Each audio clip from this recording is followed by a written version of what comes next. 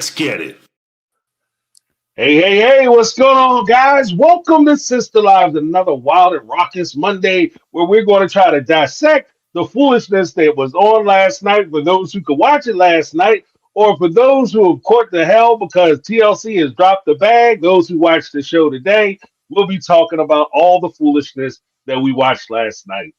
If you guys can hear me, go ahead and hit that one in the chat so that way I can be sure that we're actually coming through loud and clear and you guys can catch what we're putting down. Yeah. Number 13. Welcome. Oh, a bunch 13. of ones. Okay, awesomeness. Awesome. Because I gotta ask, because I was just talking to Sarah backstage about some of the foolishness that's happening on StreamYard. And a guy overtook my body for a second. Yeah. For those who don't know, I'll share the story. Story time. Woo, starting off hot. Right off the bat. We were backstage, and as soon as I click in, everybody clicks in. I'm like, "Hey, Sarah, how you doing?" And all of a sudden, I hear a guy's voice. "I'm doing good. How are you?" And I'm like, "What the shit, Sarah? Is everything okay?" Cody, I've been hitting the testosterone a little. Right. Maybe I've been ODing on the tea a little much. Get the man moves. That's okay. We'll get to it. I'm sure we'll touch on the date. There's a few moments. Yeah. But just so everybody is aware, next week we're going to take off from Sister Lives, so that way you guys can enjoy your holidays. We have some things going on, both of us, so we just wanted to make sure that you guys knew that we weren't going to be running next week on Monday. So because there's no new episode. So right.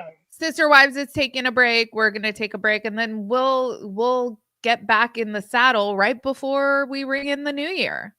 Right. So something to look forward to, If you were hoping to put, Sarah James under the Christmas tree, you can check out our videos, because I know we'll be releasing videos that week. Yeah, we'll have regular content on our channels. We're just gonna take 1 week off, because it just didn't really make sense to go back and start the vault recaps when we're in the middle of the season. So everyone's gonna enjoy their holidays, right. Free holidays, hopefully. hopefully no drama. That's what I'm going you for. Hopefully watch on our channels. right. The acceptable drama. That's what I call reality TV. That's acceptable drama. Like personal drama, not so much. No, I don't think that one. Yes. But speaking of the episode, what did you think? Did you watch it last night, or did you watch it? Okay, you watched it last night.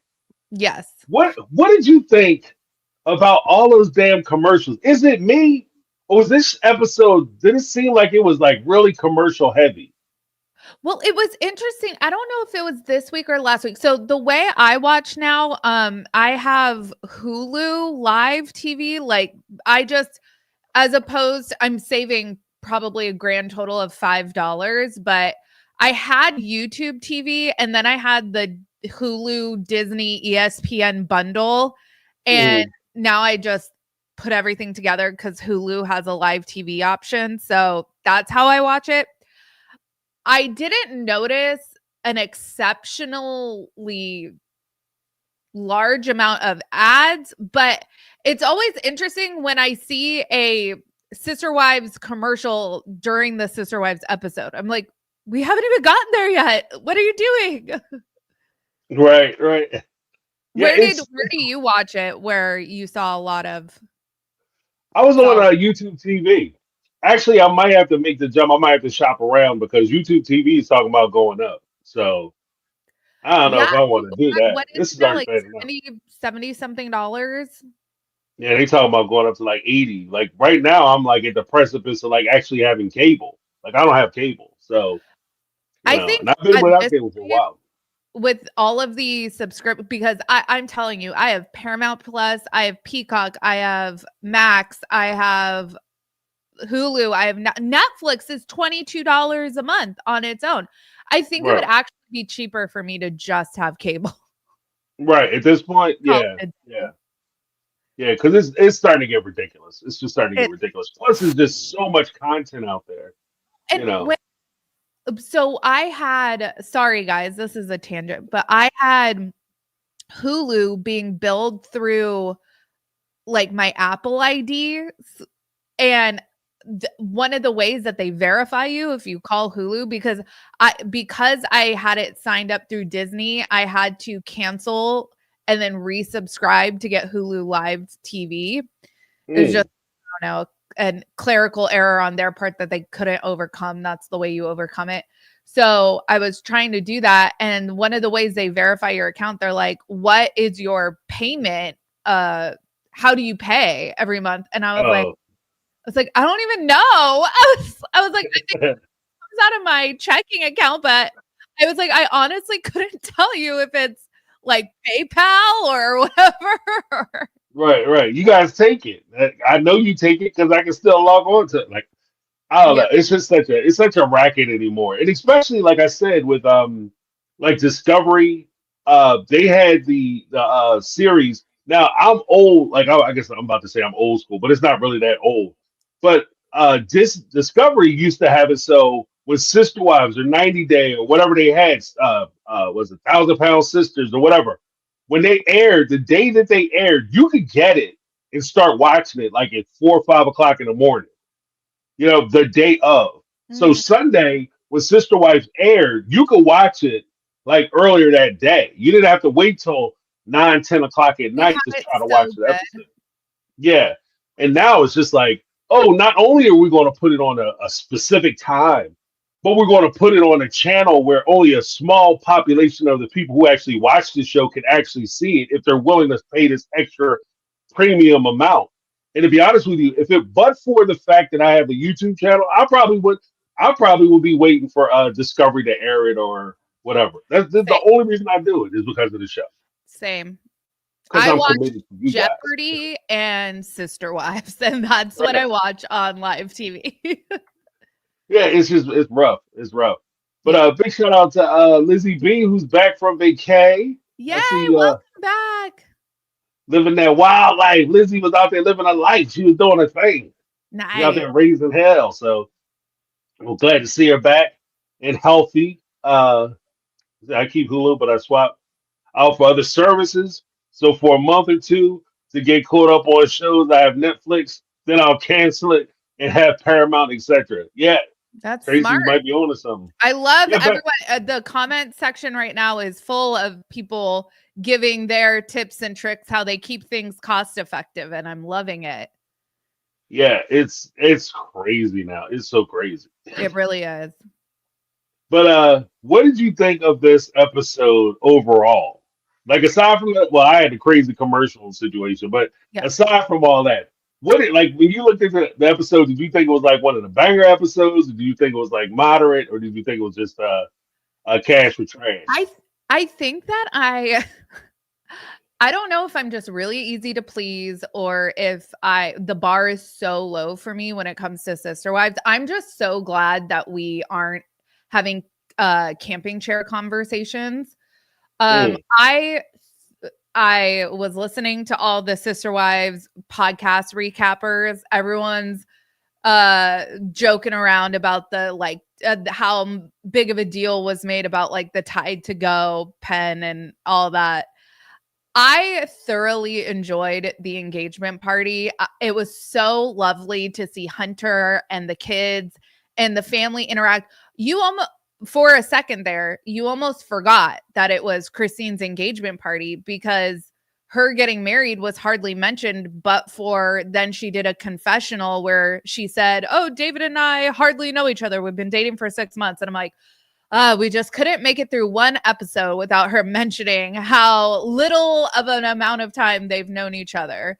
right. But I really enjoyed seeing the family. Janelle looks fantastic in pink. It was good to see her kind of maybe step out of her comfort zone a little bit and wear a bold color. She mentioned she usually wears like neutrals, and I thought that was lovely. What do you Mhm. think of the episode?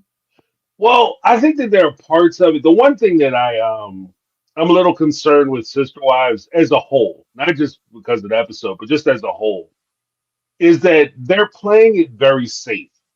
Like I feel like they're playing it very safe because, which I mean, to be honest with you, with Christine and her marriage, her new minted marriage, I think that they probably are smart for playing it safe. So for somebody who wants to see Christine win, it's smart that they're playing it safe and not revealing too much about the inner dynamics of their relationship because with too much scrutiny, that could destroy the relationship. So I get that. But from a viewer and a fan of the show, they're not really releasing a whole lot of information, or at least they're not really doing anything new as far as the episodes are concerned. Like they keep rehashing a lot of the same old problems, like whether it's Coyote Pass or the fact that, like you said, with David and Christine knowing each other for a very short amount of time and getting engaged. Cody and Robyn, it's not my fault the family broke up, but I really want them back. But I love Robyn so much, I can't be without her. I love her so Yeah. like that foolishness. And it's just basically what they're doing is they're basically reiterating the same problems that they've had the entire time. They're just saying it in different ways. And Yeah, so that I'm glad that we took like a week off of talking about Coyote Pass. I don't even think that that was mentioned in the episode. right. I also really enjoyed what is this the gal with the glasses that lives in Vegas, the blonde. What's her name? I forget. If somebody in the chat can Yeah, remember. someone's gonna. So I really loved seeing the dynamic between Jen and this friend versus what was it, Andrea, and was it Hillary and Andrea from last week? So Right. those two friends are like from the AUB, grew up in polygamy, and it was a much more serious like deconstruction conversation. This was a lot more light and joking, like poking fun at her marriage and cheating Hmm. and blah blah blah. And I just found that very thank you everybody, Brandy. Right. I really found it interesting, just the difference in the dynamics of friend groups for Mary. Right. Right. Yeah. Well, because with Brandy and Jen, it felt more like friends. Like it did feel more like a friend. Like all of this, I understand and I get it. A lot of this is probably conversations that they've had previously, and they're just basically rehabbing those conversations for the cameras. I get that, but the way that they execute the conversations, I agree with you. That I think Brandy and Jen, they came off more of a friend group, whereas the other two ladies, that felt more like an interview. Like it felt More like like they were an actually doing a podcast or intervention. something. Right. Yeah. Right. They were just like, well, what do you think about polygamy and polygamous marriage? I don't know anybody who's not happy. Like, yeah, I get that you want to have the bigger conversation, and I'm all for the bigger conversation. But if you're trying to console your friend about the loss of her relationship, talking about how other relationships fail too, and you don't know if those relationships actually work, isn't really where you would go with it. Like if you had a problem with if something going on in your life, you would want to talk about your problem. You don't want to talk about like, oh, I know 50 other people who have the same problem. Like, okay, I don't care. Like, I'm crying my tears. I feel my sadness. So And it was interesting because I think Jen and Brandy are almost like speaking Mary's language, the language that's gonna get through to her, which is like kind of doing it in a joking manner. And Mhm. but also like Jen made a comment and I forgot to write it down, but it really struck me, like she like about how frustrated she's been like here Right, and that because she's not been able to say anything because Mary wouldn't leave. So what can she really say? But now Mary's left, so now Jen feels like she can be a little bit more open with her real feelings about Cody. right. Well, because and I will say this, like I recognize that as a fan and somebody who's kind of on the outside, when we watch it, we're all like, somebody needs to sit Mary ass down and just read her the riot act and tell her what's what and where things are and how things are gonna be and da da da da da. but that isn't necessarily what she needs. Because ultimately, when you're talking to a friend or you're really, giving good counsel to a friend or an associate or somebody that you care about, your first priority isn't to make sure that they're doing the right thing or things your way. Your first priority should be to make sure that your friend is okay. And I think that by doing that, maybe like, and I'm willing to admit this, maybe I'm a little rough on Jim. Like, you can either just tell her what it is and just rip the band-aid off. But that might not necessarily be what Mary needs, because Mary might not be in a position to be able to hear that good advice. Especially if you're still kind of stuck on Cody. You're not ready to hear that Cody's an ass and he's using you and Robyn isn't your friend. Like, No, you she's just aren't ready. still saying stuff like we had a good time. We had a good run and stuff like that. Mhm. Like, no, you didn't. And like, Right. it's Like, you got played. takes you aback that it's like she is in so deep. And it's Right. really I mean, honestly, it's no short of a miracle that she's even come as far as she has. So while it still makes me want to bang my head against the wall sometimes with the delulu of it all, but Mhm. I have to remind myself that Mary has come a long way from, Right. Right. because I think had it not been for really the show and her being able to literally watch back things Cody has said about her, I think she would still be uh holding on, because Mhm. she would see Cody maybe once or twice a year, and he would say casual, vague, somewhat nice things to her that would give her hope to hang on for another 6 months till the next time she saw him. And it would keep going like that, and she would keep funneling money. I was watching a video another YouTube creator posted about just how like shocking it was that here Mary knows that she is literally getting screwed on Coyote Pass with how the property is being divided, and she is still forking over an equal amount of money to pay it off. Right. Right. Well, that's the price of admission, though. Like, that's the price of admission to the family for her to Like, you continue to have to, participate. and she is like cognizant of the fact that she has to equally pay it off, but it will be unequally divided to her. Hmm. Right. Right. But if she doesn't, because I mean, like, I think that it was a good point. I think Brittany, not Brittany, made it, but it's also a good point. Maybe it was Negla, but it's also a good point that the whole time for the last during COVID and all that other stuff, when Mary was calling out to the house, the whole time they've been in Arizona, Mary's been trying to reach out and talk to Robyn the whole damn time. And the only time they invite Mary in the house and open arms and welcome to the house, Mary, come on in, have a seat, was when she came with a check. Because when she didn't have a check in her hand, her phone calls didn't get responded to. Her calls didn't get picked up. She wanted to see and hang out with the kids and she wanted to hang out with Robyn, and all of a sudden everybody's busy. But when she has a check and they're about to pay off Coyote Pass, all of a sudden they got all the damn time in the world to sit there and talk to Mary.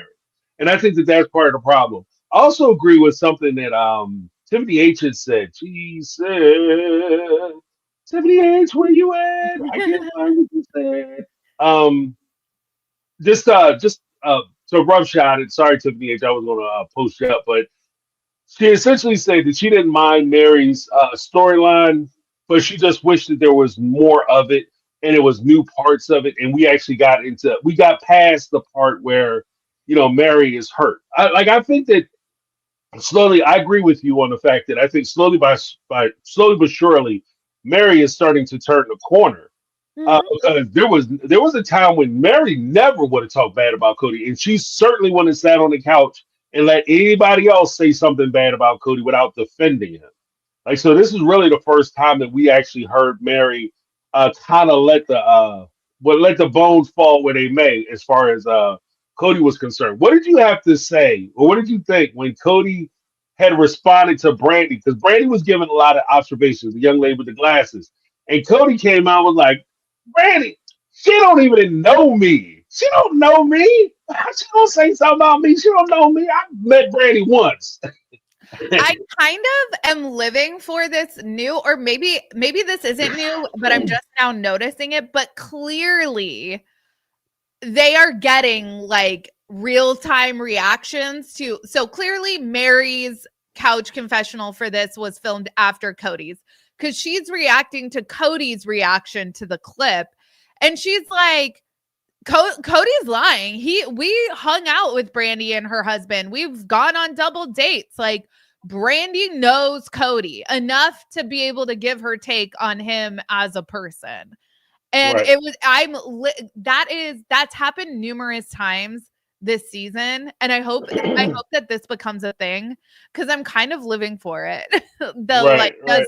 The immediate shutdown of like Kody will say something or Robyn will say something, cut to Christine or Janelle or Mary being like, actually, no.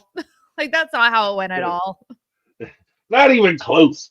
But I also like the because Cody comes in with the denial of, and this is kind of where the truth comes in.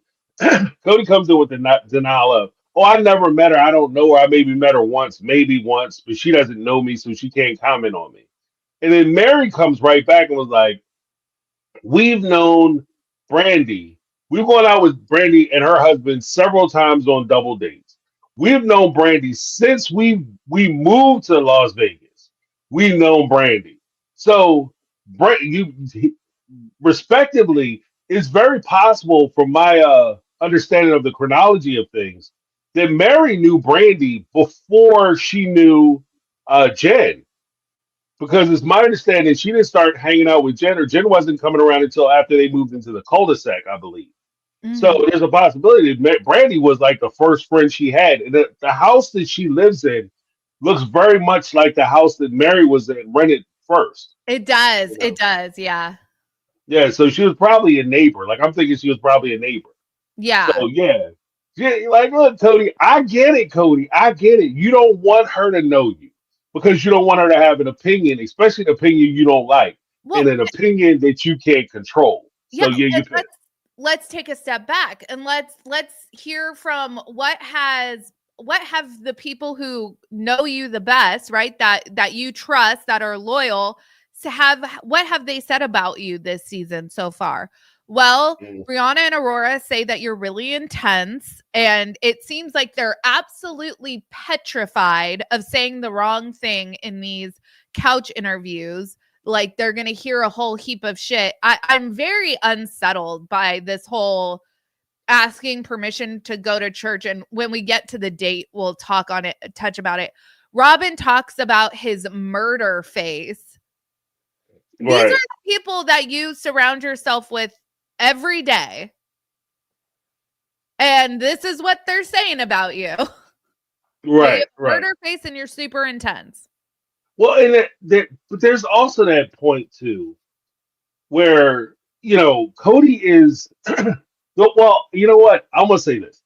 Cody is one of those guys who doesn't take responsibility for anything that he does, or anything that is a direct result of his actions, beliefs, or something that he put into motion, which is insanely infuriating. Like, I understand, like, watching it, this is for me part of the reason why I struggle with Cody's character on the show, because of the way that he's presented and the fact that he doesn't take responsibility. Like, he'll do something and then he basically turns around and denies that he did it. It reminds me of this movie called Miller's Crossing. There's this gangster, and he's sitting there with his son, and his son says something, and he turns around and he slaps the crap out of his son, and his son starts crying. And no sooner than his son starts crying, he said, "What's wrong with you? When somebody slapped you or something?" That's what Cody reminds me of. You Mm-hmm. know what I mean? Like, he does something, he gets the result, it's an adverse result, and then all of a sudden it's like, I have nothing to do with it, and I'm gonna act like I have no clue what just happened when you're the one who did it. But I will say, did you catch Cody when he was talking about his daughters? And we'll talk about the daughters in a little bit. But when he was talking about his daughters, did you notice that when he said, when I had my older daughters, I was trying to be a king? and that got me pushed off. But with these daughters, I'm going to be a knight with a sword, and I'm going to be a protector. So he's taking a step back, and from that respect, I hate to say this as much as I hate to say it, but I'm happy to say it in a weird, crazy, perverted way. I'm happy to see that Kody is actually growing a little bit. For once, like from the entire season 1 to season 19, I've finally seen a little bit of growth out of Kody. What did you think about that? Well, okay. Since we're on that track, and we won't derail our recap too much with praise of Kody, so I'll keep mine. There was a segment and then it immediately cut to a commercial break, and then we were right back in the bullshit when we came back. But Right. when Kody was talking about, because James, you grew up Catholic, I grew up Lutheran. I found it very relatable when Kody was saying how he viewed everything. He started to view everything that church leaders were telling him with a skeptical eye, and he was comparing it directly to the scripture. Now, Right. there's some heavy caveats I have to add in here, because I don't know if he's referring to Book of Mormon as scripture or the Bible as scripture, but they're going to a non-denominational church now, so there's no Book of Mormon involved in that. When he was saying he wants his daughters to, he hopes that his kids just take it to scripture. Well, if you're talking about the Bible and then suggesting that your kids attend the LDS church, that comes with the Book of Mormon, which is supplemental to scripture. So, and whether or not you believe in that or whatever, but that is not just pure scripture. So I feel like Kody is such a walking contradiction, but just taking him purely at what he said there, I would want my kids to view religion the same thing, because I think people are fallible. I think I've seen it time and time again. I've seen people pervert religion in order to suit their agenda, and they hide their, I've seen them hide, homophobia, racism, all xenophobia, so many things behind religion. And it's like, if you take it to scripture and you read scripture tells us we are made in God's image, right? Like, so in that sense, when I get meta about what Kody is saying, I'm like, yeah, I'm on board with this. But then I realize he's not a deep or evolved human being. He's very surface level, and I'm likely reading more into what Kody said than what he actually meant. Right. That was a very long-winded reply to your question, James. I apologize. No, it's no worries.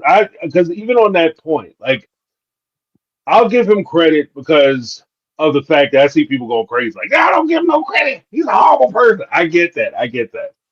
The reason why, like, I'll give people, he had a mustard seed of evolution in this. I'm not saying that he's a changed or evolved person. I'm saying that it was nice to see that he has some acknowledgement of wrongdoing that he committed or perpetrated against another human being, which we have never seen on this show.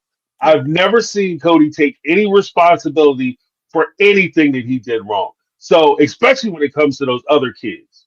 So, for me, it was nice that he took at least that minuscule step. Is he better? Has he fixed everything? Hell to the nizzle. But at least he took that small, minuscule step. I just see the difference. But I will say this with regard to the whole scripture. I'm gonna sit there, and as the preacher is giving his sermon, I'm gonna be listening with my third ear, and I'm gonna have the scripture on my lap, and then I'm gonna be checking for when he's right and when he's wrong, and if he says the wrong thing. Here's what bothered me about that. Mm-hmm. It's the arrogance of saying that you're going to know what's right and what's wrong. If you go to any church, if I go to a Baptist church, I understand that pastor or that preacher who's standing on the pulpit delivering that sermon has at minimum a bachelor's level degree in theology. Mm-hmm. They've studied. They went to seminary school. They've studied the text. They studied the Bible, and they have some understanding. They may have understanding that I don't have. Now, what I would say is, if I hear something up on the pulpit, and I might have a feeling about it, I might disagree. Not necessarily disagree with it, but I might have questions with it. I might not feel right, and yeah, I might even disagree with it. But I'm not going to stand there and say that I'm going to be the absolute arbiter of what's right and what's wrong. That's a level of arrogance that kind of turns me off. Like, so instead with what you're saying about like where he is as far as like I'm holier than now and what text are you actually going to use, because I understand, like at least from my understanding, my belief system, I think that everybody has to take their own walk and has have a personal relationship with whatever God that they have. And it's not up to me to know what your walk is going to look like, because our walks are going to be different because we're different people.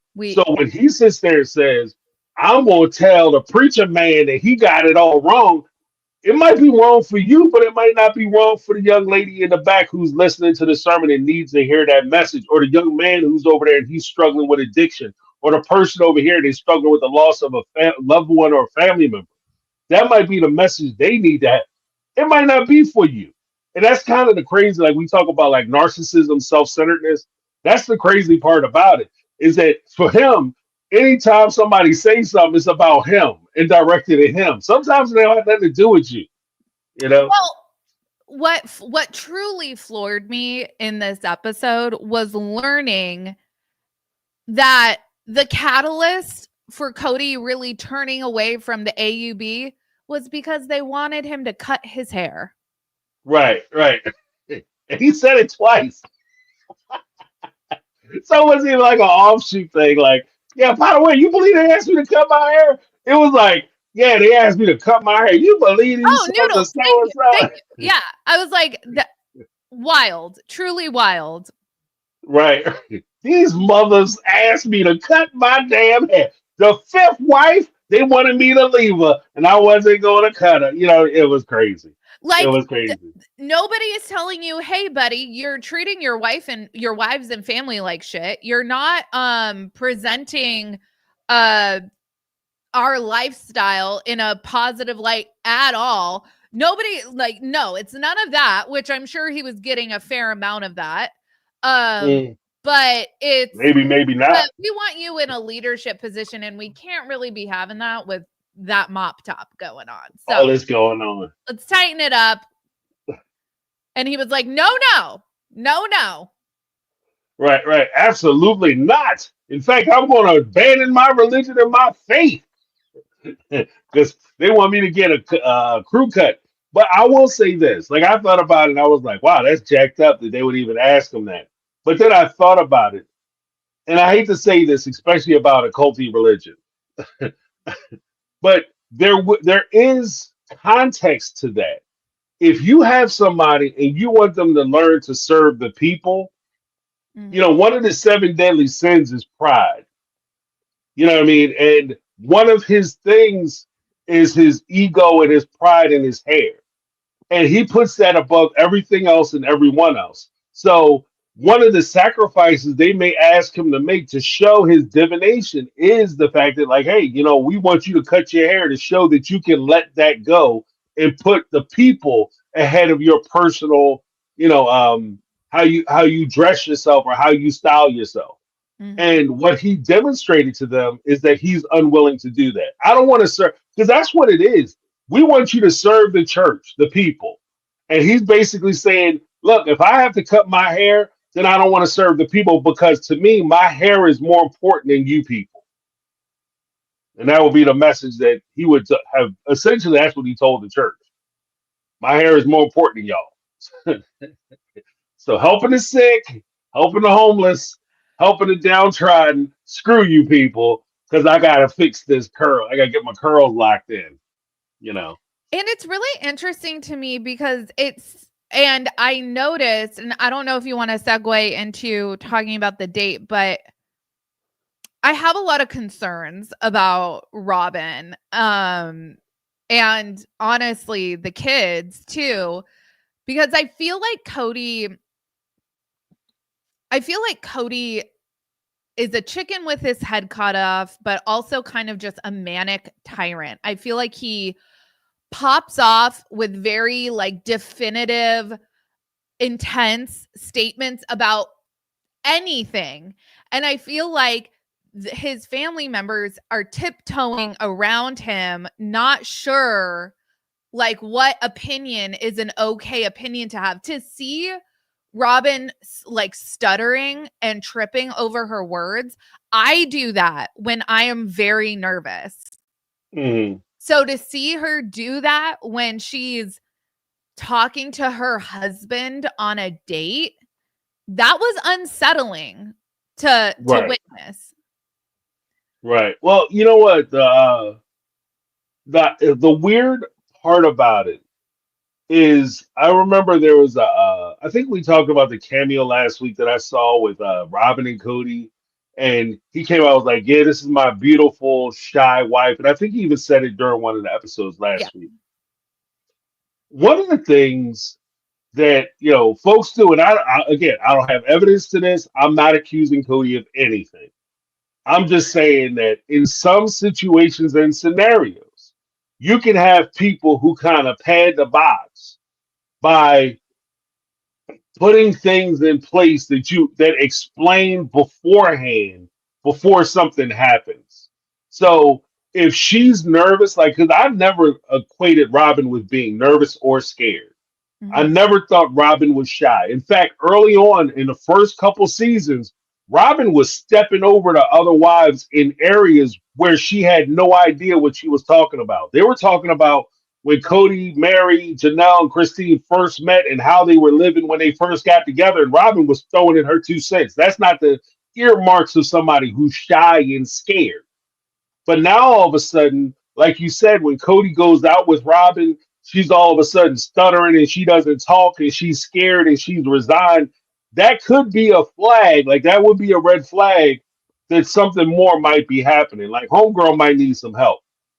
So I don't want to get too dark on the live, but that would make me start looking. If Robyn was my friend and I noticed that about her, I would have concerns. Yeah. Like I might pull her aside and be like, "What's going on? Why you acting weird? Are you okay? Is everything fine in the house? What's happening? And How you and Cody doing?" the whole vibe of this plot line of the girls wanting to um attend church, and they're tiptoeing around Cody because he has such strong feelings about, it seems like, organized religion in general at the moment.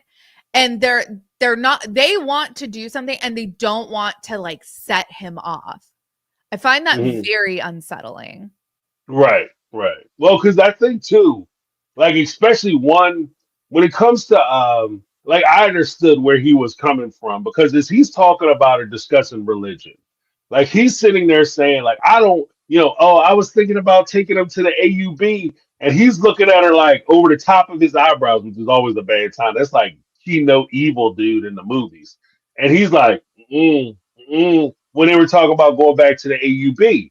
And it occurs to me that, especially in light of what I had said last week about like how you can dismantle your daughters or young ladies, your kids really, but especially for fathers, their daughters, you can dismantle their self-esteem Yeah. and their autonomy by being too on top of them and be always like giving them directions and telling them to follow orders and you're going to do what I say, you're going to submit. And when you teach your daughter to do that, and I'm just saying this, I guess maybe this is sexist, but I'm teaching this to my daughter, and I was very adamant about teaching this to my daughter because I didn't want her to be one of these people. When you teach your daughter to be, submissive, because so many people are calling for that, especially on YouTube now with these young ladies, as a father, you teach her to be submissive only so you can turn her over to somebody who is going to tell her to do something. And that person may not have her best interests at heart. Mhm. So you always got to be thinking 2 moves ahead. If I teach her to follow orders, I have to know that when I'm not around, any man who steps into her atmosphere is going to be able to give her or issue her orders. And if you have a church, why I think Cody doesn't like organized religion, because by definition, if he joins a church, those people, those elders, those senior folks in the church would have authority even over him. And by he would lose not even a certain amount of control. He would lose all control over his daughters, especially if he joins a church or a religion like the AUB, where they well, I don't want to say they prey on these young ladies, but damn it, they prey on these young ladies. You Well, know what I mean?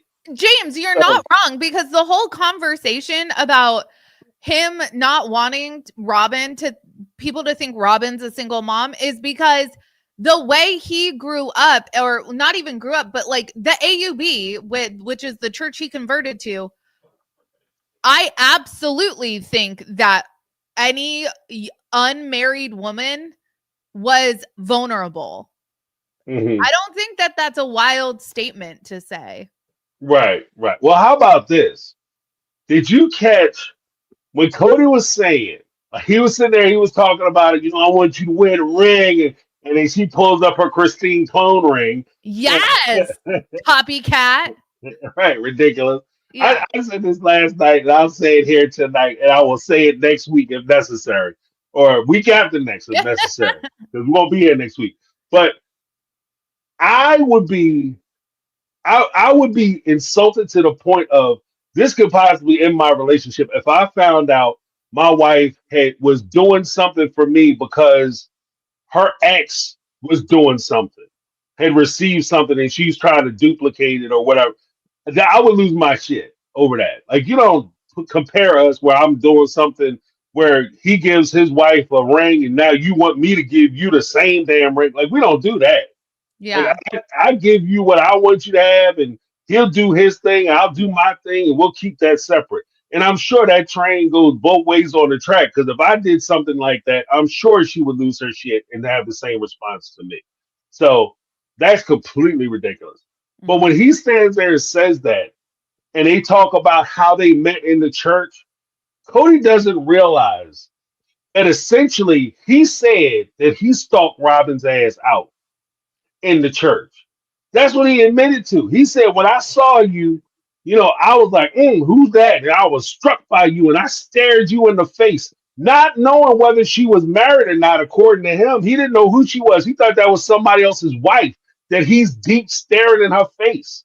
And notice, James, that he was concerned of possibly encroaching on another man's property. He was concerned she might be spoken for, she might be married. Not that he has 3 wives already Right, at home. And that maybe, but because in the AUB, men are and this is why I don't buy for a second that Cody is going to be content living monogamously with Robyn, because he is trained that it is okay for him to have a wandering eye. right, right, When right. he got the lightning bolt, or whoever got the lightning bolt or whatever, it was he was free to act on it because that is what his religion told him was okay. He Right, didn't have right. to be concerned that he was going to be disrespecting or mistreating his 3 existing wives. hmm hmm And the fact that you, and I say this, I say it again, the fact that you think that I'm gonna give her some hardware to wear to church. Oh, I'm gonna give her a big expensive ring, and that's gonna keep all the guys away. Look, it, there are people out there who go after people who are married. That's not stopping nothing. You know what I mean? And if you're in a church, this ain't the club, this ain't the mall, this isn't, some stranger. Most people in the congregation know who the other people are, especially the attractive ones. They know who they are. And if you're interested in those people, you know what their family situation is. So they'll know that she's married to Cody and she has 5 kids and what her situation is. They will know who she is. And this is aside from her being on TV. So if any guys approach her, they already know about Cody. So I just want you to keep in mind with these other guys. Stop putting it on the other guys. My whole thing is it's on Robyn. If Robyn doesn't want to cheat, Robyn won't cheat. Okay, that's how it works. It's like when I go out, it's my commitment to keep. It's not nobody else's. The women can come up to me and throw their drawers in my face. It's my job to say no, no, I can't do this. Mhm. That's my job. That's not they don't owe anything to me or my wife. They don't owe nothing to nobody. They can do whatever they want. It's my job to make sure that I do the right thing. And that's where Cody needs to like put responsibility on Robyn, and he has to take responsibility for himself. And I'll say this too, just get your thoughts on it. If I notice that people who do the wrong thing oftentimes assume that everybody they come in contact with is doing the wrong thing. So Yes. the fact that you are saying that you're concerned that Robyn might go there and find somebody else attractive and start trying to talk to somebody else lets me know that this is where your mind is. So That's classic Cody. He's accusing Janelle of trying to screw him over and he admitted it on the show, because he's thought about screwing her over. He accuses his his wife and ex-wives of doing the things that he is guilty of doing. mhm. Yeah, so And cheating, yeah. honestly, like he's thinking of Robyn like honestly, I feel like he's thinking of Robyn 16 years ago when she was young, a 30-year-old single mom of 3. She is the reality of Robyn these days is she is a semi-famous reality star that everybody knows is married. She's I'm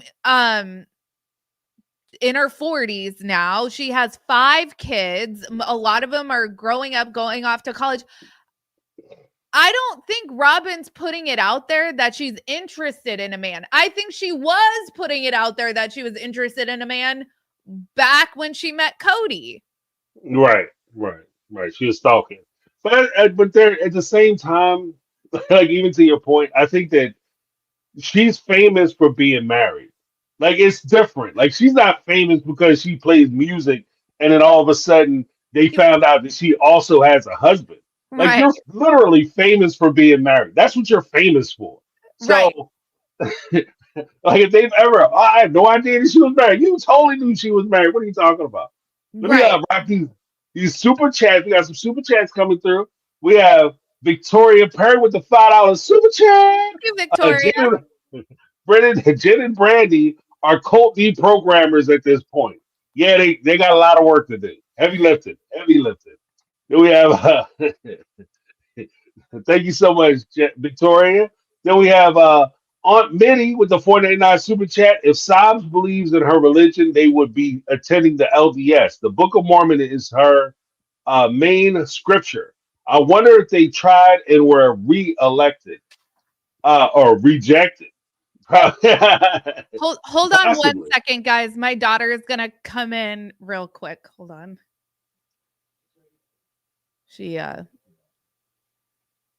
a we had a little bit of a battle of wills earlier. Oh, okay. Hi, boo boo. Yes, you guys, she did her homework. Awesome. Awesome. Well done. Well done. Everyone's saying well done, Penners. I love you so much. All right. He's like, I'm famous. Yeah. Then we had Lizzie B with a $5 super chat, back from vacation, coming in strong. Robyn was not a single mom. She was a divorced woman with 3 kids. There's a big difference. She chose to birth children inside of a marriage. That's true. But she was single when she was Mhm, ready to hook up with Cody, the coaster, mhm. get a freak on, and bigger than dropping the aisle. So there's nothing wrong with it. Nothing wrong with it. Let's give everybody a little something. Thank you so much. But yeah, so I think that like that whole thing bothers me like crazy. I'm not a big fan of it. Oh wow. Hold on, we got one more. Yeah, I just saw Tanya, that one. Tanya dropping the truth bombs. yeah, Tanya jumping in there. $2 super chat. Robyn is famous for being a gold digging adulteress. No lies detected. No lies detected. But the problem with that is this is the whole thing. Like my lady had a whole saying I adopted every now and again, where she used to say, how you get your man is how you lose your man. And so, and my thing was always, where Kody should be nervous and where Kody should be scared. Anything, and this is what I've said since high school. If anything somebody's willing to do with you, they're willing to do to you. So if they're willing to lie with you, they're willing to cheat with you, they're willing to lie to you, and they're willing to cheat on you. So, trying to put it together, Kody should be nervous because the way they were talking, and I look, and we all know, we grown. We know that this man's driving 4 hours every damn weekend to her house one way, 4 hours one way, so that he can sit on the couch. Please, please. He's down there doing, they bumping uglies. This is me. I have no proof for it. But No, I I agree. suspect that I they agree. was down there bumping uglies, and then this technically would be considered cheating. This would technically be him stepping outside of his marriages and his commitments because they're not allowed to mess around prior to being married. So if she was down with it and she was letting it happen because they were so in love and she was getting a tingly lightning bolt in her bloomers, then then he knows what she's capable of and he should be scared. So yes, Tanya, I hear what you're saying. I'm just saying. I'm sorry, I'm ranting a little bit, but I kind it had of to be feel said. like maybe Cody might feel a little bit like maybe he might have a wandering eye at this new church, and this new church doesn't practice polygamy. So people will look at him like he's a real big weirdo if he's creeping Yeah, on single women at this church. yeah, especially if they're younger. Like, because if he's looking at like staring at 30-year-olds and 20-year-olds in their face, and they're only a couple years older than his daughters, yeah, they're gonna have a problem with him. Yeah. So And it's not lost on the sister wives community. The podcasts that I listen to that recap the show have mentioned it multiple times, and I see it in the comment section. I see it in my Facebook group. Aurora and Brianna, I think Aurora might be like 19ish here. mhm, But Brianna's like 21 at this point. These women they're women. They're adults right, having to essentially ask permission to they're not asking permission to go to a rave or to like, I don't know, they need a loan. They're not asking for money. They're asking to go to mhm, church. right, right. And the fact that, and what's weird to me is like even in light of that, they're like at least Aurora, she's legitly old enough to go to a bar. Like she could go to a bar, sit down and have a tall glass of frothy goodness. And no question, like if she got carded, she could pass the card test. And even Brianna, she's right around the corner from that. And the fact that they have to ask to go to a church, and then when they get approval to go to the church, it's only on the condition that their mom can go with them.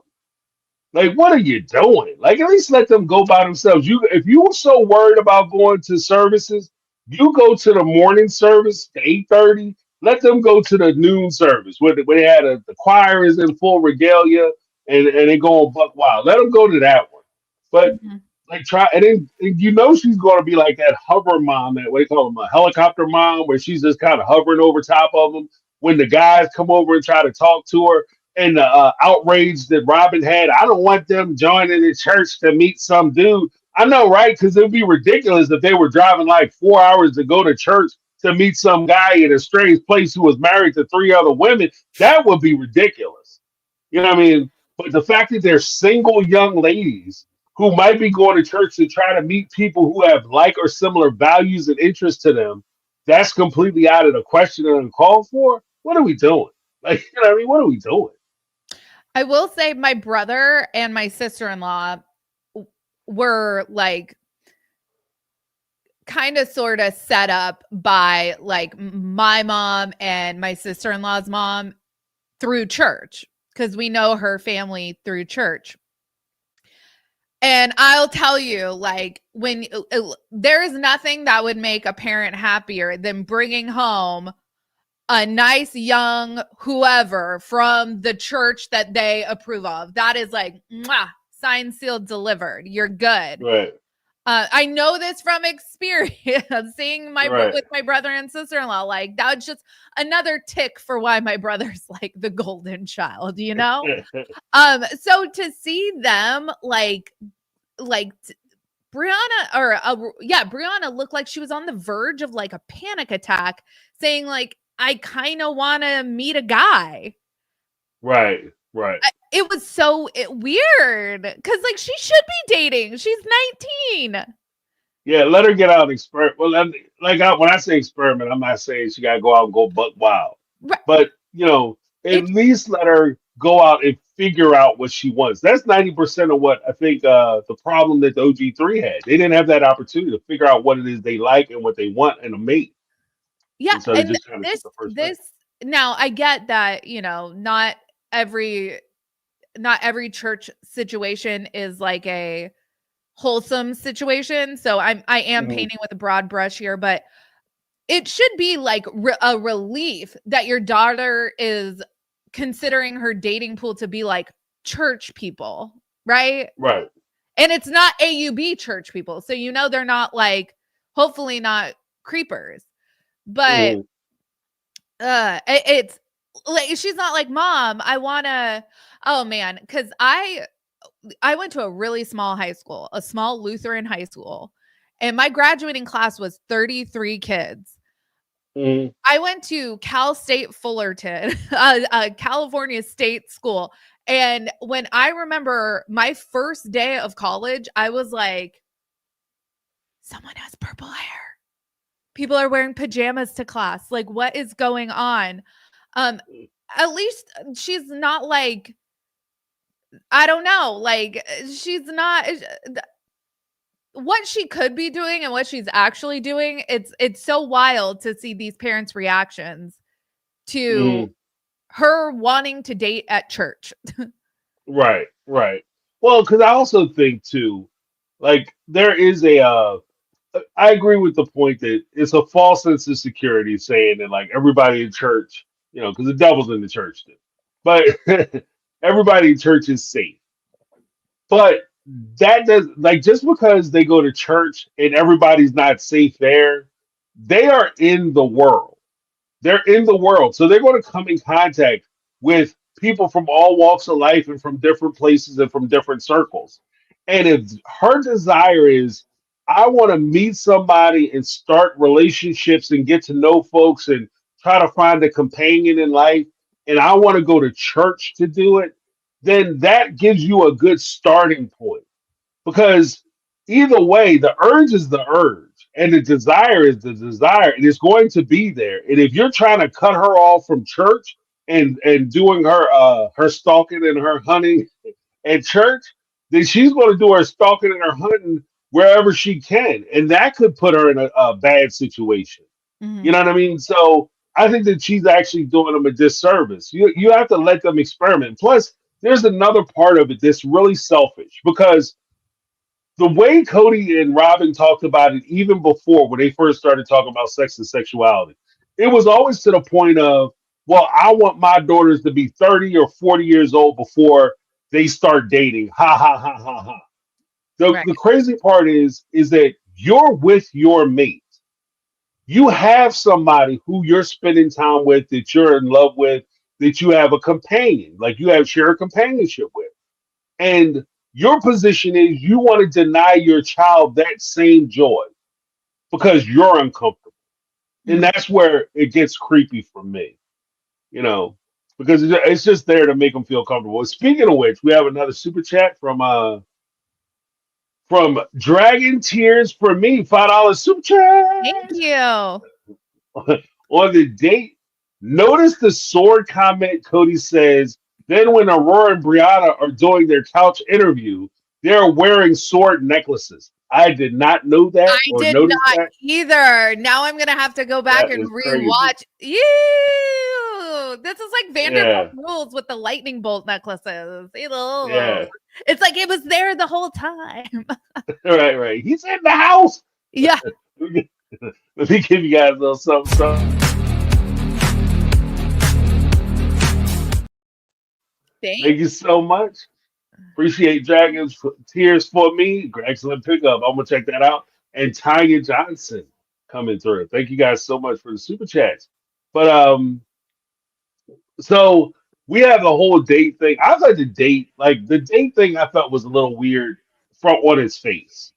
Because the way they did it, they were so excited. Oh, we're finally, Cody, I'm finally going to have her to myself. It was he's creepy.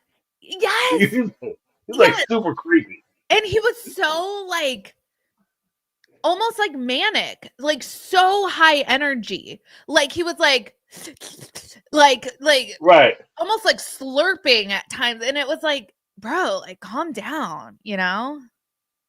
Yeah, it's the weirdness of he's trying to display how attractive his wife is by pushing it over the line.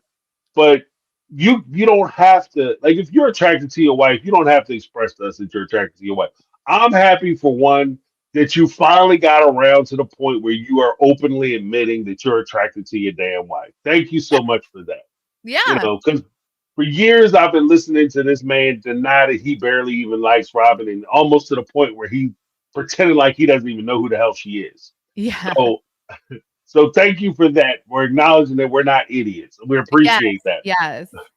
But at the same time, the creepy part is that one, like I was thinking about the logistics of it, and even my lady when we were watching it, like because I watched it last night and then she watched it this morning, and I wanted to see what she would say about it. She said the same thing I said. You have Cody and Robyn. You don't have jobs where you guys are out of the house 9 to 5 or during the day, so you're both home. You have kids who are all in school, and the kids who may have night classes, the college kids who may have night classes, they don't need you at home. So you don't have to have date night. You could have date day. You could go out to breakfast. You could go out to lunch. When your kids are in school, now is the time for you to be able to just go and enjoy a meal at the diner or whatever. It doesn't have to be a fancy restaurant if it's about the connection and the time that you're spending with each other. And Mhm. that was weird to me. Like, so it's everything that they do, and this is where I mean, like, it's getting kind of weird as far as like the storylines, because everything they're trying to do is just so overplayed. It Yeah. is so ridiculous. But what are your thoughts on that? Because like it just tripped me out. Like, why don't you just go to like, Denny's or something? I don't understand. Well, it's funny because I spend all day with my husband. We work together. We're so I literally see him all day every day. Our Mhm. desks are literally like right next to each other at work. So I I agree. I absolutely agree with you. When we do want to kind of do something special, like we'll have his mom come over and watch the kids and we'll go out and do something. But yeah, it's also weird because I don't talk about like not being able to connect with my husband nearly the same way Robyn does. And her kids, like Ari is what, like 7 at this point or something. Mhm. Like my daughter's 5. She's my older. Like my son is 18 months old. Like my kids like need our constant undivided attention. Her kids will live with that like in their rooms playing video games if they want to like watch a movie or something, just the two Right. of them, you know? I don't know. No, I mean, but see, that's the weird thing too. You also don't have three, not one, not two, but three college age children who you could say, if you thought that, like, I'm not sure where Saul is as far as age wise at this point, but I'm kind of guessing he might either be an adolescent, preteen adolescent, or he might Yeah, already be a he's like teenager. 12, 13. Yeah. Right. Right. So if he's that old, like technically he can watch himself, and it's not like they need a whole lot of supervision. They're not at the age where they need somebody sitting in the room with them all the time because, they're about to climb up on something and fall off or something. They're at that age where you can have your older children, just watch them, listen out for them. You guys can do your homework, just listen for the kids, make sure they ain't doing nothing stupid and hurting themselves or each other or burning the house down. That's basically the rules you give to teenagers. Yes, exactly. I was told that. So yeah. Yeah. And then you give them those rules, and you and your lady go out for an evening. And the whole thing is that you don't have to go out from like 6 o'clock at night to 4 o'clock in the morning. You can go out and just get home at a reasonable time, and they'll have the kids in bed. Everything is cool. You just give them some money for pizza, and that's it. It's not that drawn out. And the fact that they're still sitting there playing trying to play the sister wife, we have a barrier between us that we don't talk, is very disturbing. You know what I mean? Because you guys live together. You're basically, for all intents and purposes, you're a monogamous couple. So there's no reason why you guys should have to go out to a special dinner date to discuss your relationship. You know what I mean? You're together. And what time are these damn kids going to bed if you guys can't talk? like, like the Well, the schedule word now, on you the kids street go to with bed, you have that a is conversation. that these kids stay up super late and this has been I don't even know if it's true or not, but a long talked about rumor that like they stay up late and they don't get their day started till like 10 or 11 a.m. like, Mm. yeah. Yeah, see, I was the one. Like for me, I was a big proponent of naps and bedtimes because for me, like as a parent, just my parenting style and my limitations. This is just me, maybe my weakness. But for me, I built in the naps and bedtimes wasn't just for them to give them structure, which I think is important. It was also for me because when they take a nap, that gives me a break. It gives me a chance to recharge my batteries, and I can get back in there and deal with them when they wake up. And then I can just get them to dinner, get them fed, get them bathed or washed, and then we could have like a little story time, little activity or whatever. Then I can put them down for to bed, and then I can take care of whatever business I need to take care of at a reasonable time, and then be able to go to sleep and get up in the next day and do the same thing if necessary, right? If they don't have a bedtime and you let your kids go wild, your kids don't have nothing to do. They have nothing to do. So especially before they go to school, so they can sit up till 4 o'clock in the morning just staring you in the face. Like I'm not doing that. What I mean? I'm passing out and they look at me in the face, drinking coffee, eating no-dos. Like we're not doing that. And it's wild to me because McKelty does the same thing with her kids. Like, Mm, they do their watch alongs. It's like 7 for me. Well, they're in North Carolina now, but it was like I like 4 o'clock ish when I think they would stream for local time. And that was her kids' nap time because her mm, kids would nap and then be up till like 11 at night. And I was like, what? And then, but I got a lot yeah, of feedback that like some kids are just natural night owls. And so, like, really, nocturnal, as right. long as your kid's getting like 8 to 10 hours of sleep at night, like, whether that starts at, now, with that being said, when school starts and stuff, when they actually have to be up and ready to go at like 8 a.m., you need to adjust their schedules. But in it, like, to me, when I heard that, I was like, oh my God, that is so like wild. Yeah, Like yeah, that is not the way I parent. That is not the way I grew up. Like that is shenanigans to me. it's But wild time. Yeah, I got a lot of feedback saying like, oh no, that's actually not that like crazy. Like as long as they're getting like continuous sleep, it's not bad. But right, yeah, I don't right, want to be up until 11 or 12. So right, the right. culture Well, in my house is that early bedtimes are cool. right, exactly. Yeah. Well, because again, I'm not putting that on other parents. Like y'all do what y'all need to do. How you get through life and how you navigate life is your business. But for me, it was just easier for me to have established nap times and bedtimes because that way for me it gave not only gave them structure, but it gave me structure. It gave me things to where I knew that if I can get them to I think I put them down like at between 12 and 1 o'clock, depending on what was going on, if I get them to that time and even I put them down for an hour, 2 hours, that would be an hour, 2 hours that I could do something else. If it's just me sitting down, hell, depending on what's going on, you might need that hour, 2 hours so you can go sit in the car and just scream your ass off and cry. You know what I mean? Depending on what's happening.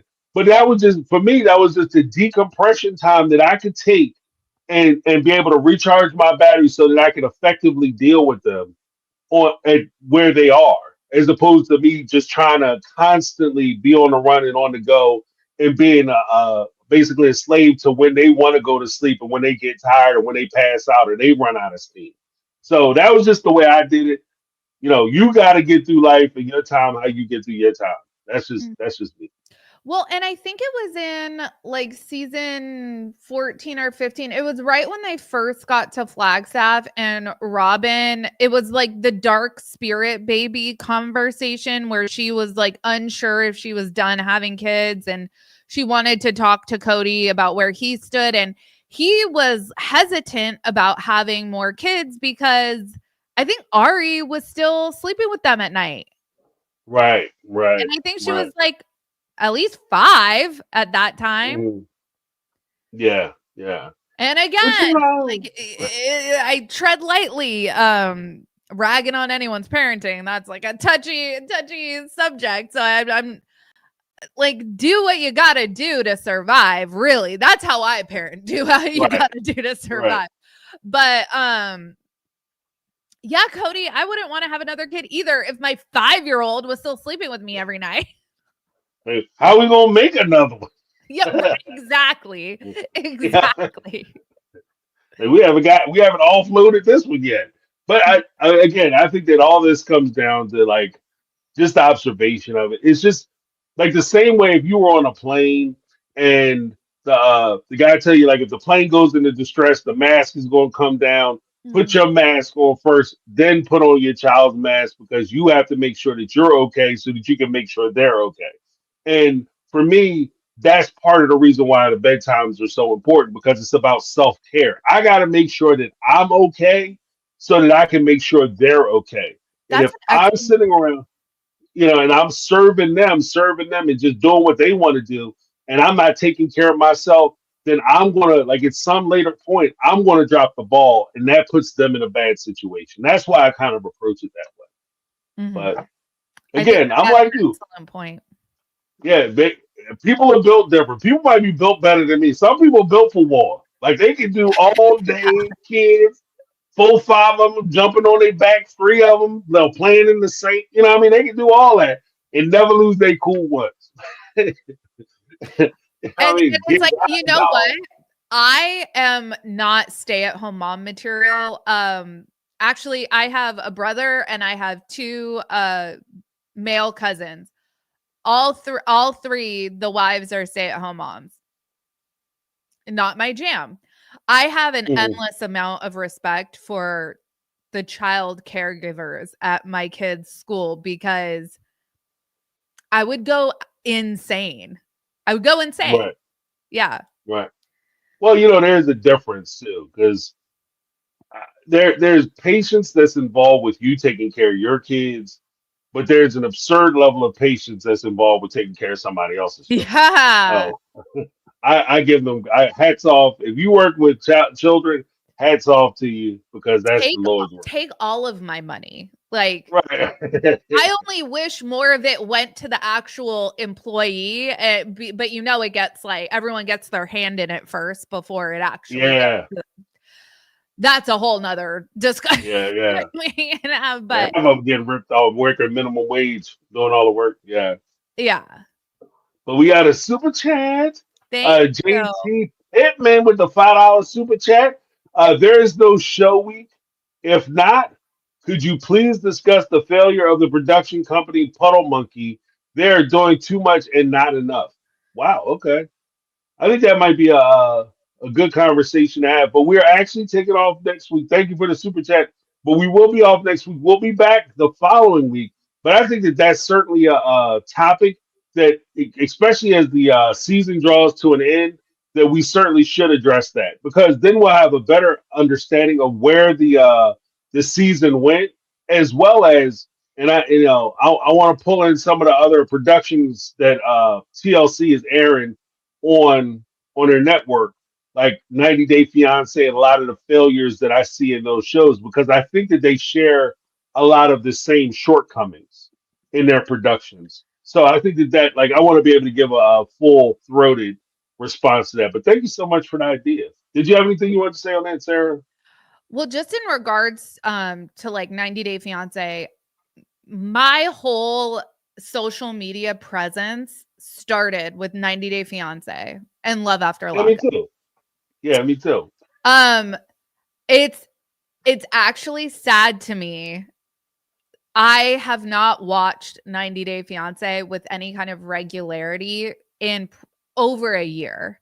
And that was like, I actually, when I was like just graduated college, I heard of this show, Sister Wives. I watched it here and there. I wasn't diehard in the community or anything. Then the catfish situation happened. I was like, oh, that's wild. And I kind of got back. I would like tiptoe in and out of the fandom.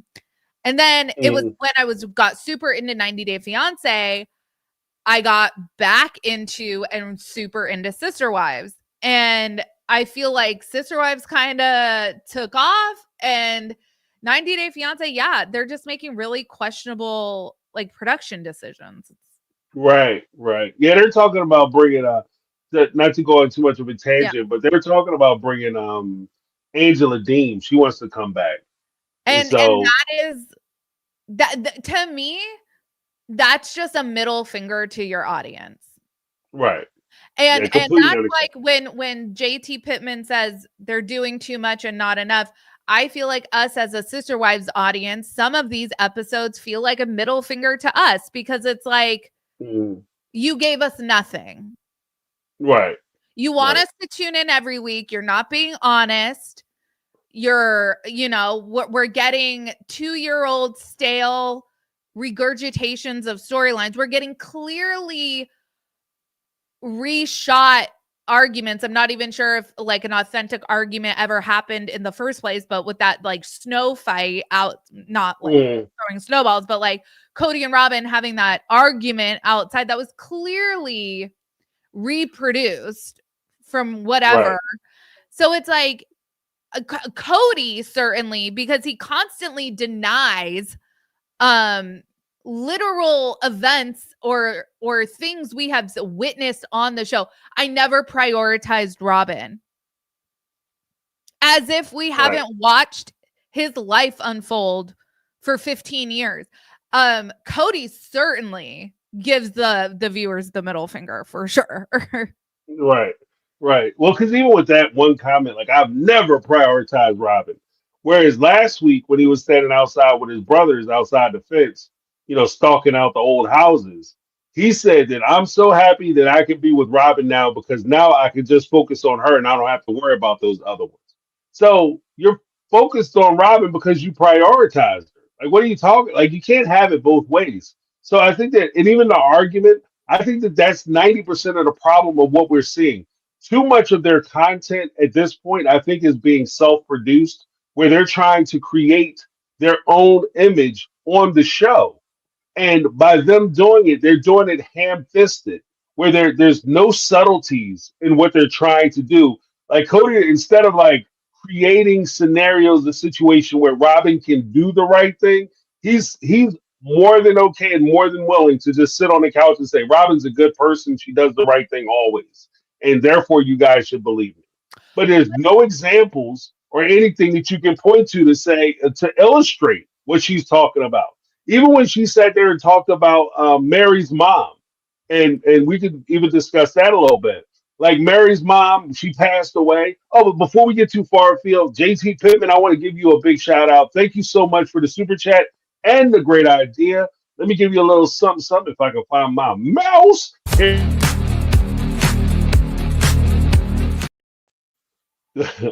But yeah, so we have the whole thing with Mary's mom losing her mom. Like I thought that that was like a really important story that Mary shared in talking about her relationship with Robyn and where that relationship uh really takes a turn. I think for her, Like that and was that's some where tea. That was some tea spilled that right. Mary was hurt by Mm, Robyn's absence. right, as well she should have been. Because like the I think at the time when Mary's mom had passed, they sat there and said, well, we didn't want to do it because we couldn't do the 2 week quarantine, et cetera, et cetera, et cetera. Lady, did you think you were the only ones? Because I know you like to pretend that you guys are the only ones who understand certain situations and circumstances because of the way you live. I'm the only one who understands polygamy. We all went through the panorama, okay?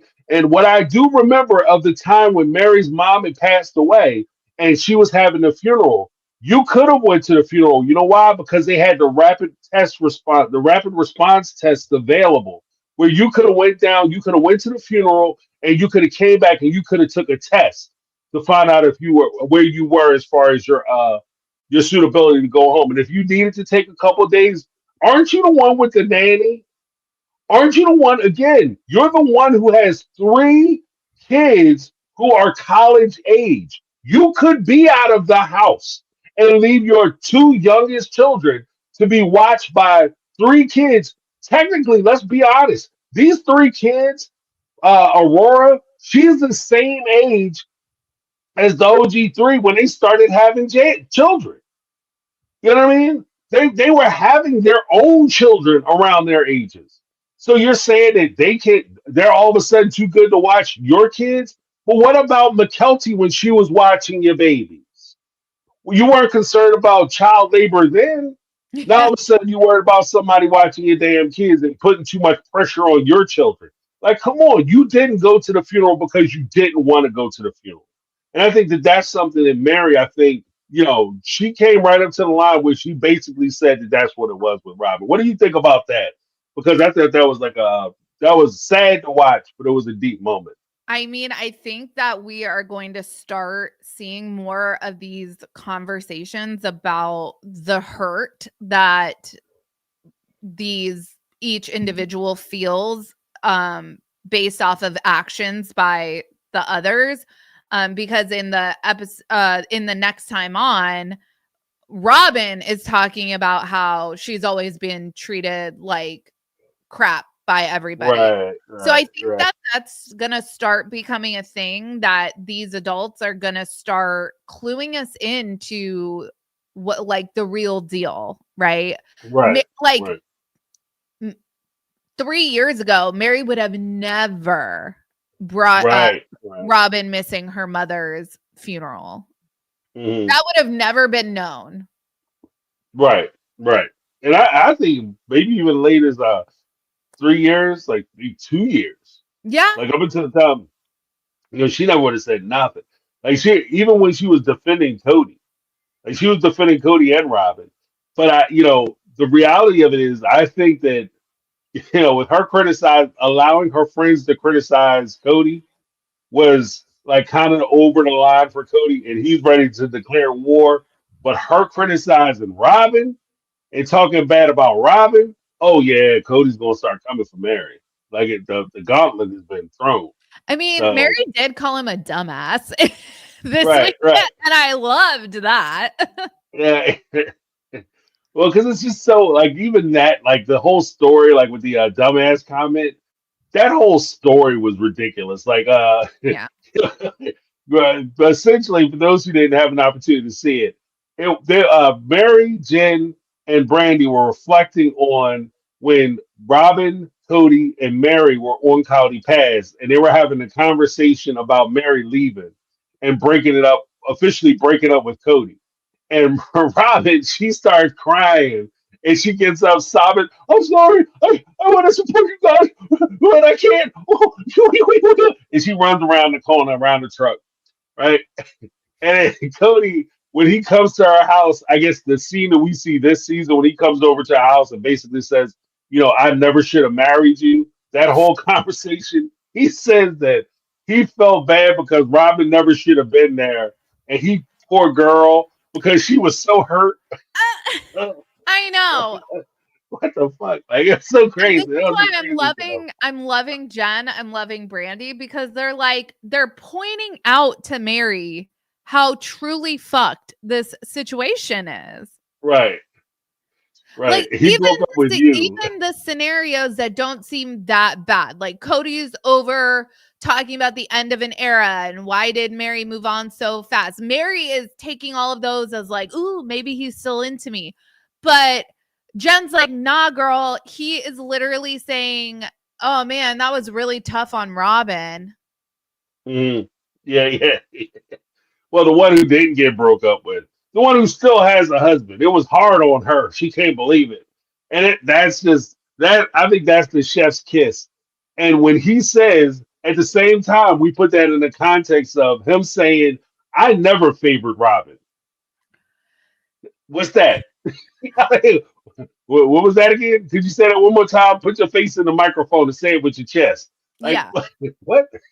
Like Cody clearly thinks that Sister Wives fans are a bunch of idiots, that we will just believe anything he says. And maybe at one point I think for the first 4 seasons, I probably did believe the things he said. But then it started to become so obvious. Right. And, and one of the things that I found really interesting is when they were all talking about, I think Christine said, it's hard to know what everybody thinks of you. And kind of alluding to the fact that this show is really not great for their relationships.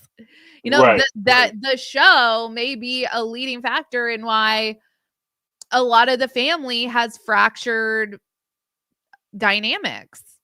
Yeah, it's just terrible. Like it's not good for anybody. Well, no, it's give and go, because any reality show will ruin a relationship, because they won't, like, if you had something to say, like if it was you and your husband, you guys were doing a reality show and you had a disagreement, they're not going to air the soft moments of your confessional where you say, I really love my husband, and this is just a hard time that we're having, and we're having a disagreement. They're going to intentionally air the hot moments where you're like, F this dude, what the F is wrong with him? It's stupid ass, blah, blah, blah, blah. And all that venom will be what they show on TV.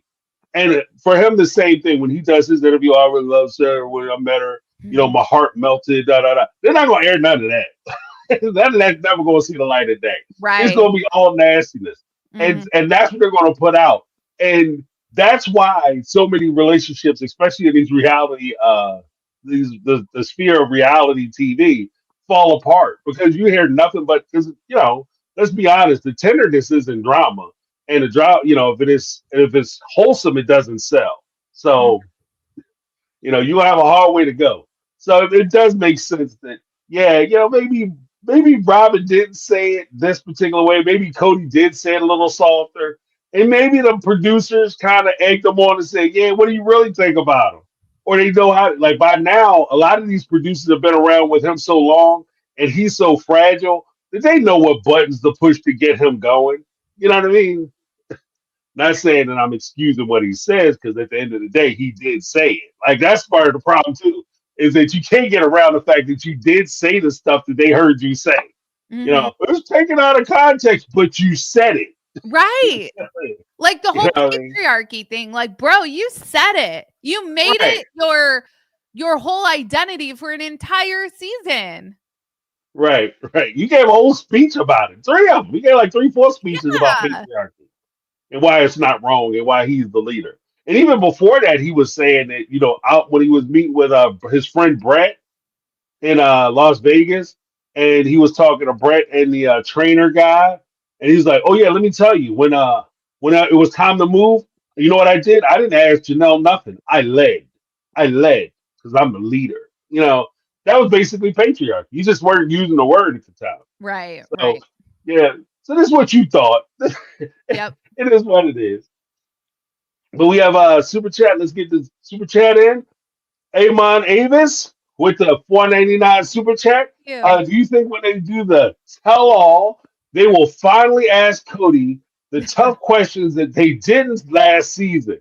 Maybe James and Sarah can host. We can both host TLC if you guys We want are us to come available. on. Yes. We Yes. are available.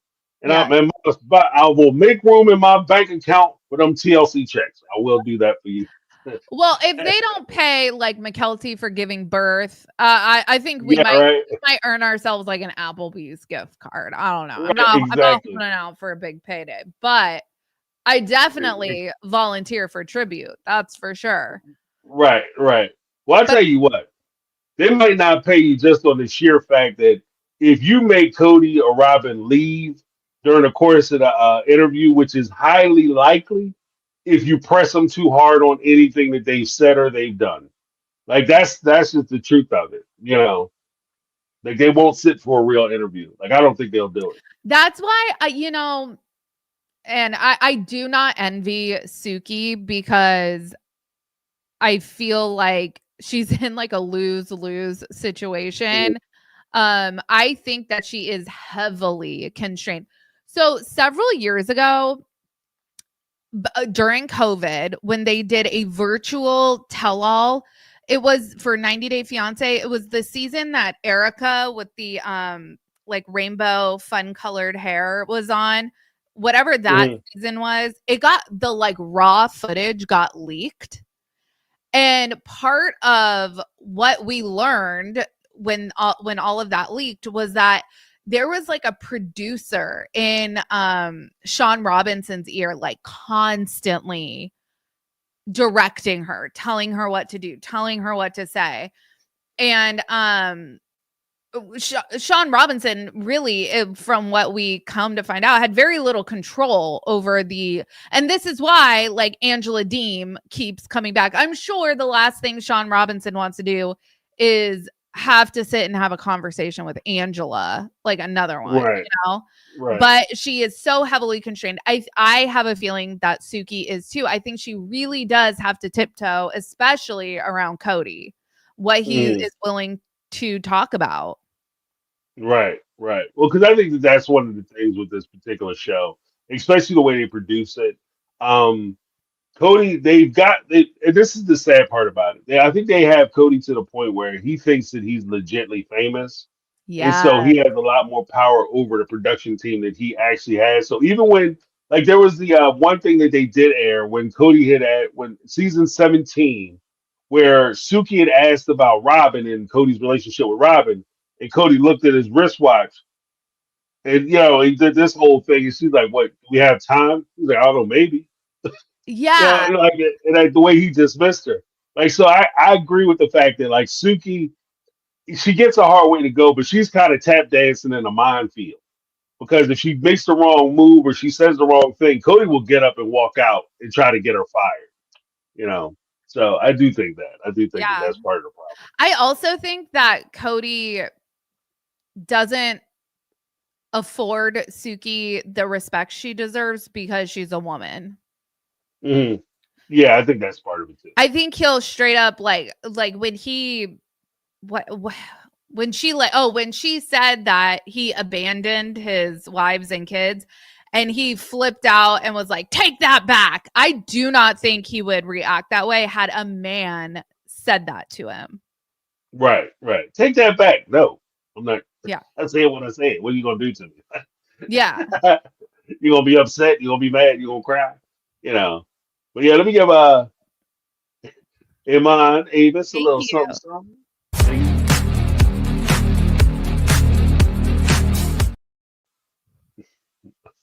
All right, all right.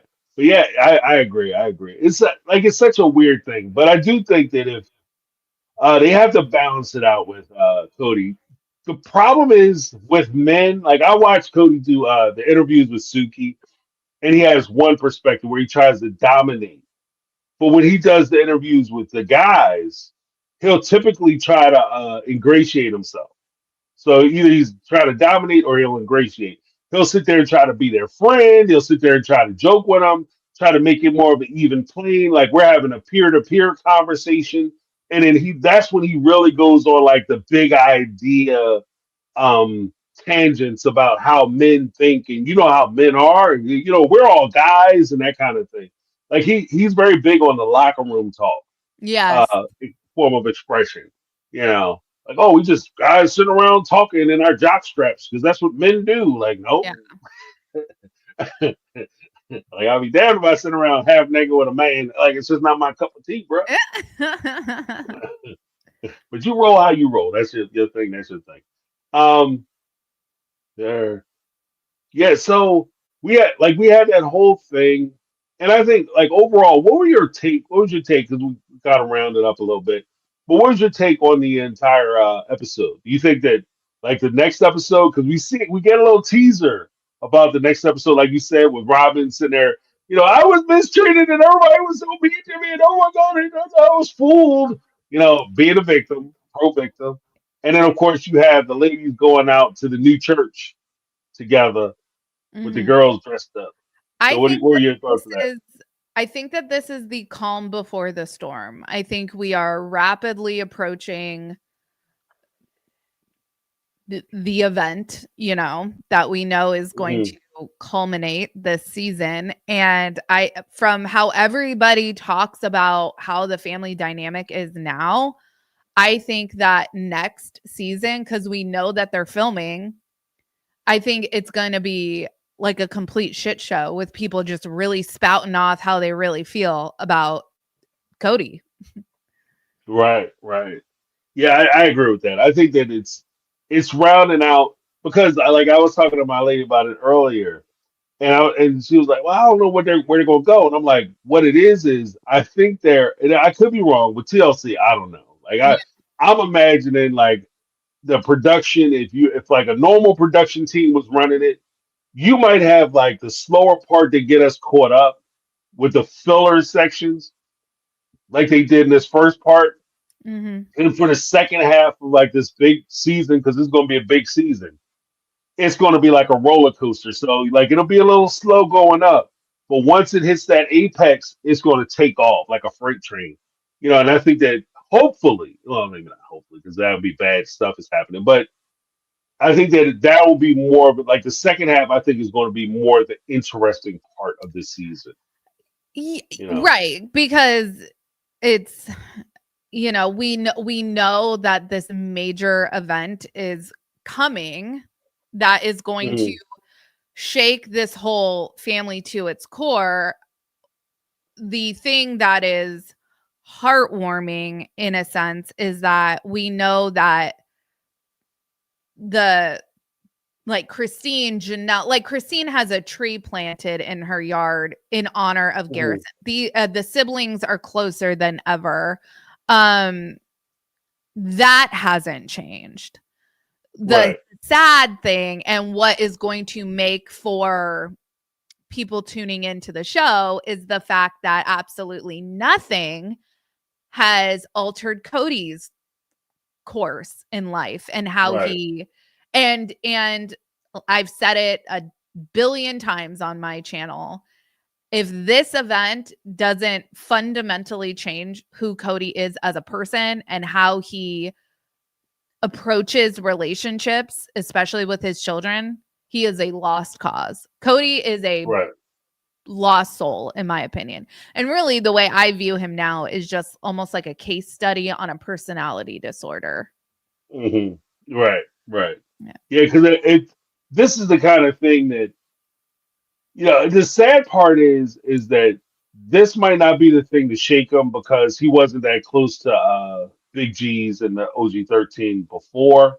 So if this sets up something later down the line where it affects kids who are closer to him, maybe that would have a different effect. But the shame of it is that you don't find value or you don't feel that same sense of loss for a child that you had. You know what I mean? Like that I think is that's heartbreaking.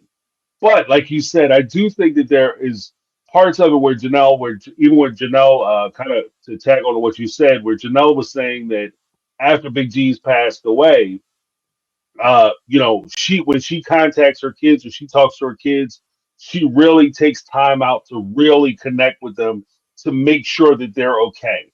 And she doesn't do the one word like, "How you doing?" "I'm fine." Like, are you fine? Or are you saying you're fine? Like, is everything okay? What's happening? And they're really getting involved. And this is a big part. They're really getting involved with one another's lives. It's Mhm. not just a thing where I know I got a brother or a sister, but they're really trying to be active and present for each other. And I think that that's very important because Yes. it's so easy, especially, looking at the time of year that it is. It's so easy because everybody gets busy where you just, I'll call that person later or I'll deal with them later. But, sometimes there's not a later. And Right. so, you know, it's important to make those kind of connections. So, I mean, from that respect, I think it's important. And we might find out, like, I heard some terrible things as to why like what happened at the funeral. And I hope it's not true. The only reason I'm not like spouting it out now because I don't have any validity for it. Like it's kind of hearsay through the grapevine. But yeah, if it's right, it's terrible. Well, And being that the show, when they put out the trailer for, or like the little like press blurb, included Garrison as a talking point for season 19, we know at least his death will be addressed on the show. mm, I can't imagine next season will be anything but the fallout, you know? right, And right, it's not going to go good for Kody and Robyn. You would think no, and what I had really truly hoped, honestly, for a redemption arc for Kody and right, Robyn, that we would see Kody being photographed out and about with his kids, with Hunter, with Logan, with Gabe, with Peyton, with all of these kids that have begged to have a relationship with him. I really mm, thought like we're gonna the future seasons of Sister Wives is going to be Kody rebuilding his relationships. And it makes me sad that we're not gonna see that. right, right. Well, I mean, I think that that's where I was with the like when I said earlier, I was giving them a little bit of credit. Like that's the for me, I think that's the first step. Like you have to recognize, like above everything else, you have to recognize that you did something wrong, that you made a mistake, that things that happened were your fault. And the reason why you don't have a relationship with your kids isn't because your kids are a bunch of jerks and assholes. It's because you weren't showing them the kindness and compassion to make them want to have a relationship with you or trust you for that intimate relationship between like father and children. Like that's why you don't have a relationship. And if until he recognizes that, then like kind of what little Gabe said, Gabe was saying when Cody called him up was like, "Yeah, I forgive you. Can you forgive me too?" Like what I need forgiveness for? Right. It's that point. Like you can't try to push. We both messed up. No, you have to say I messed up. And from Cody's perspective, he messed up bad enough to where even if the kids exacerbated the problem or added to the problem, put fuel on the fire, irrelevant. You messed up enough to where you just take responsibility for your end of it. Like, forget what they did or how they did it. This is where I messed up, and I'm sorry for my part. And if they apologize, great. If they don't, great. You just apologize for what you did. And that's the weird part about it, too. You can't, like, it's not much of an apology if I apologize and I expect my apology is conditional on your apology. Then that's not really an apology, is it? You know what No. I mean? Right. Right. Especially if the other person didn't do anything wrong. Right. Like, which is why I'm so glad that Gabe talked about getting mental health help, because I think that Mm, that has to be something that he probably discussed with the therapist. Like, I have a feeling his therapist pointed out, you did nothing wrong. You have right. nothing to apologize for. And I think that that was a very healthy thing for Gabe to assert with Kody, is like, forgive me. What am I being forgiven for? What did I Right. do? Right. There is, I don't even get it. Like, well, I want to apologize because again, I think that it just came down to like in most of these instances. That's why I said it was like a difference for Kody to actually acknowledge that he did something wrong. Because in most of these instances, he refuses to acknowledge that he did anything wrong. And if he did do something wrong, he did something wrong because you were doing something wrong too. So we were both wrong together. So it kind of evens itself out. So technically, I'm still not really wrong. You know what I mean? Because you, me being wrong and you being wrong together, we kind of cancel each other out. So neither one of us is wrong, right? So Mhm. I'm right. And I think that's like the mind game that he plays. It's a little twisted. But let me get this last super chat in. We got a super chat. Thank Uh, you. Is Stacy Johnson in the house before 99 super chat? You two are the best. Listening Well, to you recap while working. Thank you. That's an awesome way to do it. Appreciate you. Hopefully everybody hits the like. Don't forget to hit the like while you're listening. Uh, I want to tell all where they all have to sit together and answer questions. Yeah, that would. I don't know if that's gonna happen. That would I be the don't know. dream. Yeah. I want them to not only sit there and answer questions, but I want them to actually engage with one another. Yeah. Like, and if necessary, confront each other with some of the things that are being said or some of the falsehoods which are being propagated.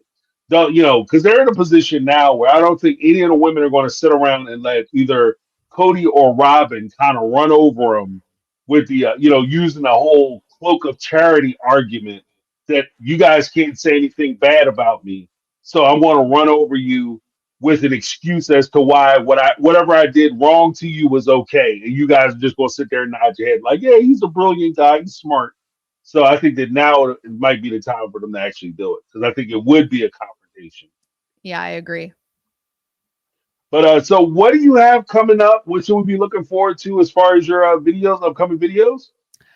I'll have videos coming out maybe tomorrow, maybe Wednesday. I'll just have to see how work goes. Things I'm shake out. kind of wrapping things up for the year at my day job. So a little bit busy right now, but definitely gonna I have so many thoughts on this episode, and I really need to go in on this dynamic between Aurora, Brianna, and Kody. It's just so off-putting. Right, right. Yeah, Yeah. What do it you was have coming crazy. out? Well, I want to do a video on specifically. I want to talk about like the whole religious aspect from Cody, and I want to talk about like the dynamic between like Mary and her friends and how they were having that conversation, how Yeah. it reflects on Cody and the way he pursued the relationship. So I have a few videos coming out this week, so make sure you check those out. Um, Guys, I want to make sure that we give a huge shout out to everybody in the chat, everybody who participated, keeping everything super cool, crispy, and clean and fun. We appreciate that, especially going into the holiday season. We also want to acknowledge BCAT K, Tiffany, Mhm. what is it, Tiffany H, Yes.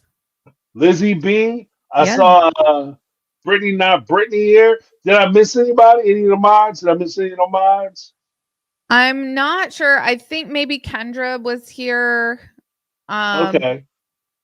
but yes, Kendra, well, Kat, Tiffany, Lizzie, Brittany, all holding it down. yeah, yep, hold it down for us. I'll give Carmel Cuties a shout out because she's Yeah. usually one of my moderators. I don't know if she was here today, but I want to make sure if she was, I give her a salute and Yeah. thank you guys for holding us down. Uh, we'll give everybody a big round of applause. Thank you guys so much. All right, make sure you guys take care of yourselves. Have a fantastic holiday, Christmas, Yes. Hanukkah, Kwanzaa, whatever you celebrate. Just tell Happy the whole holidays. fam. Yeah, making sure you're taking care of yourself.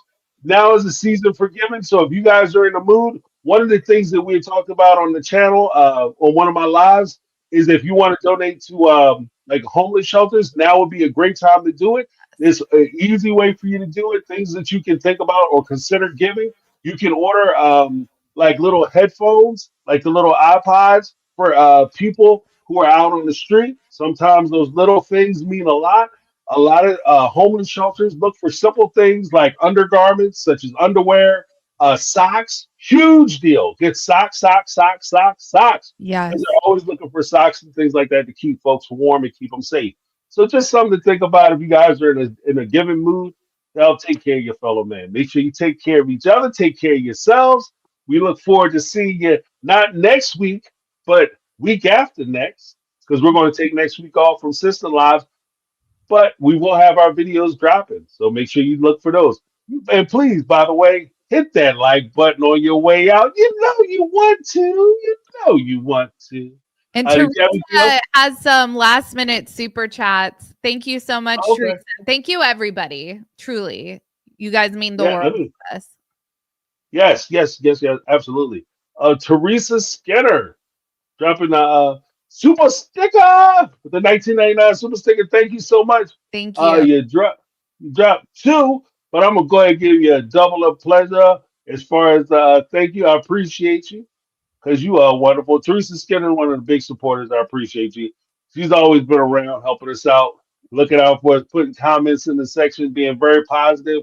We got a bunch of people that I saw you guys, Melody, all you guys, Mhm. Kathy Ferran. There's so many people. We appreciate everybody. We really appreciate you guys, keeping the chat respectable and fun because YouTube should be fun.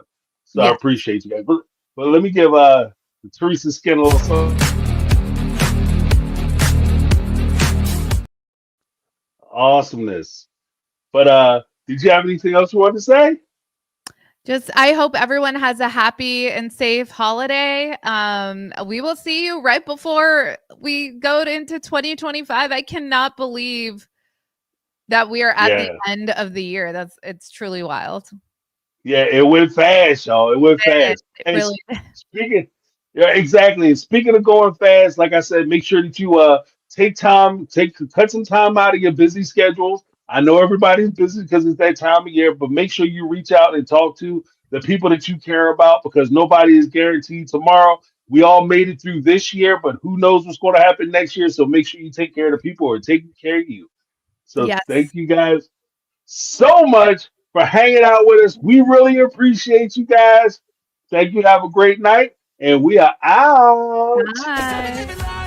Like I could decide any minute, go for a ride down the side, PCH.